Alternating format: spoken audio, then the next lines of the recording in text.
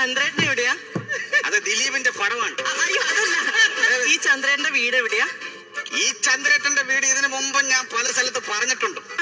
എന്നാലും കൊച്ചിന് വേണ്ടി ഒന്നുകൂടെ പറയാം. കുട്ടനാട് അടുത്ത് കൊതവറ. നല്ല സ്ഥലമല്ലേ? അതെ.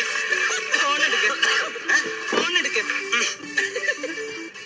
ഹലോ, എടാ നിന്നോട് ഞാൻ പല പ്രാവശ്യം പറഞ്ഞിട്ടുണ്ട്, ഞാൻ വരുമ്പോഴത്തേക്ക് എന്നെ വിളിക്കരുതെന്ന്.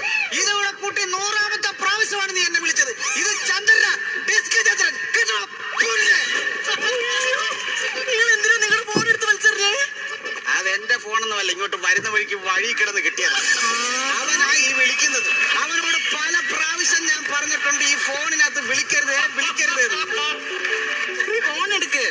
ഫോൺ എടുക്കുന്നെങ്കിൽ കുട്ടി എടുക്കൂ. ഞാൻ മര്യാദയ്ക്ക് പറഞ്ഞു. നിങ്ങൾ രണ്ടാമത്തെ ഫോൺ കിടന്നടിക്കും. എന്റെ സ്വന്തം ഫോൺ 10-15 ഫോണും കൊണ്ട് വരും.